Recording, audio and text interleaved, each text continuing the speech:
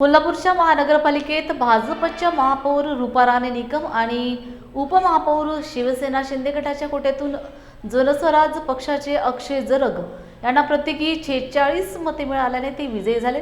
पीठासन अधिकारी म्हणून जिल्हाधिकारी अंबोल एडगे यांनी काम पाहिले। दरम्यान काँग्रेस उभाटा शिवसेनेकडून महापौर पदासाठी सचिन शिंदे व काँग्रेस पक्षातर्फे दुर्वास कदम यांनी अर्ज भरला होता। त्यांना प्रत्येकी 35 मते मिळाली आहेत। संख्याबळावर निकम व जरग यांची महापौर उपमहापौर म्हणून निवड झाली। 11च्या दरम्यान दोन्ही पक्षातील नगरसेवक सभागृहात दाखल झाले। त्यानंतर निवड प्रक्रिया सुरू झाली। त्यानंतर महापालिकेवर झेंडा फडकावला।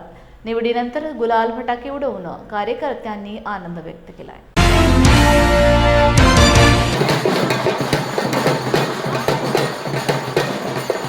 महाराष्ट्राचं कुलदैवत कुलस्वामिनी तुळजाभवानी कोल्हापूरच्या आई अंबाबाई यांना आज या निवडीच्या वेळी सर्वप्रथम नतमस्तक होते।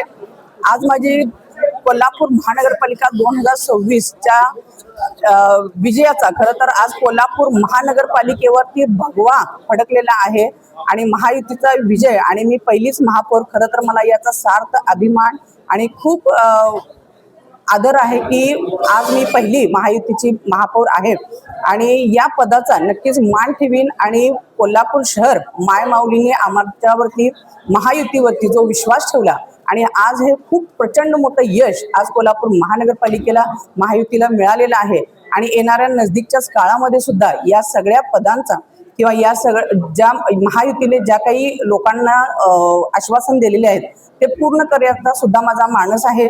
आणि नगरसेवक जनतेच्या दारी असं नेहमी असतं, परंतु आता महापौर जनतेच्या दारी हा एक संकल्प घेऊन मी येत आहे, ज्याच्यामध्ये महिन्याच्या दर 5 तारखेला 11 ते 2 वाजता महानगरपालिकेच्या या चौकामध्येच जनतेचे जेवढे काही प्रश्न असतील ते सोडवण्याचा माझा मानस आहे, जेणेकरून खूप कालावधी महापालिकेतील प्रश्न सोडवण्यामध्ये लोकांचा जाणार नाही आणि जनतेने जो आमच्यावरती विश्वास ठेवलाय त्यासाठी पात्र ठरण्यासाठी आणि विकास कोल्हापूर शहराचा करण्यासाठी या पद्धतीच्या चांगले प्रकल्प कोल्हापूर शहरासाठी आणण्याचा सुद्धा माझा मानस आहे। सोबतच अनेक प्रश्न कोल्हापूरचा एक कोणते प्रश्न प्रायोरिटीने केंद्रात आणि राज्यात देखील भाजपची सत्ता आहे अर्थात त्यांना काम करण्यासाठी मोठी संधी आहे। प्रायोरिटीवर कोणती काम?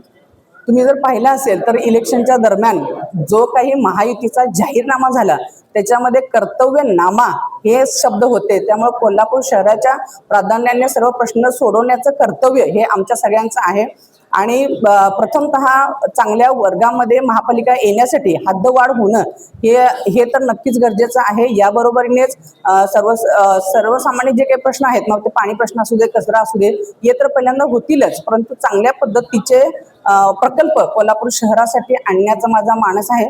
तर तसेच आज तुम्ही पाहिलं असेल तर आरक्षण देऊन आम्हाला विश्वास महिलांवरती ठेवला गेला आणि त्याचं द्योतक म्हणून महिला सबलीकरण याच्यावरती सुद्धा माझा भर असेल।